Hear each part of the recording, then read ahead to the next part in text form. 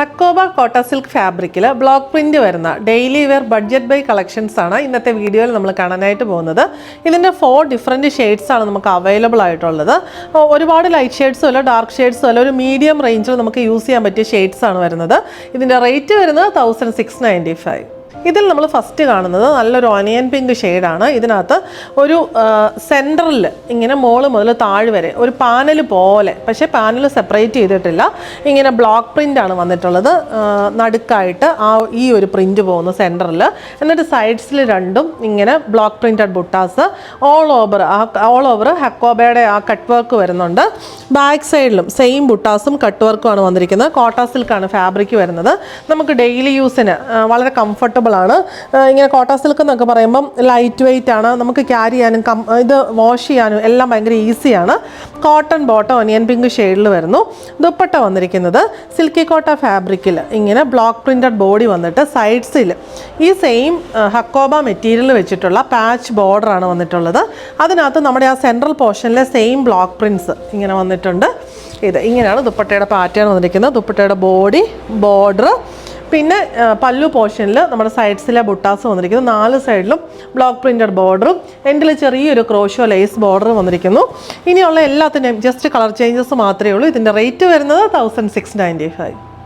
ഇതിൽ next shade വരുന്നത് നല്ലൊരു റസ് പീച്ച് ഷെയ്ഡാണ്. ഇവിടെയും സെൻട്രൽ പോർഷനിൽ നല്ല ബ്ലോക്ക് പ്രിൻറ്റഡ് നല്ല രസമായിട്ടുള്ള ഒരു പാനൽ കൺസെപ്റ്റിലാണ് വന്നിരിക്കുന്നത്.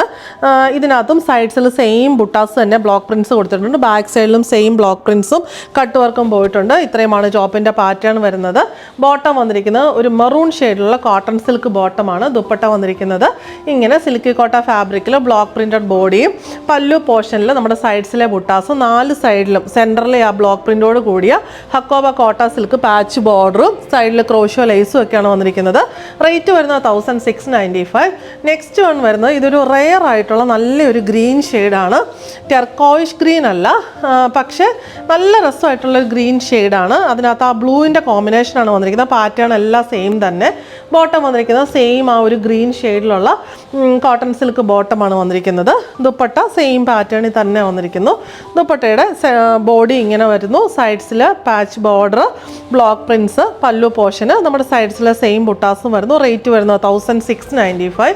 ഇതിലെ ലാസ്റ്റ് ഷെയ്ഡ് വന്നിരിക്കുന്നത് ഇതൊരു ലാവൻഡർ ഷെയ്ഡാണ്. അതിനകത്ത് ആ സെയിം പാറ്റേൺ തന്നെ.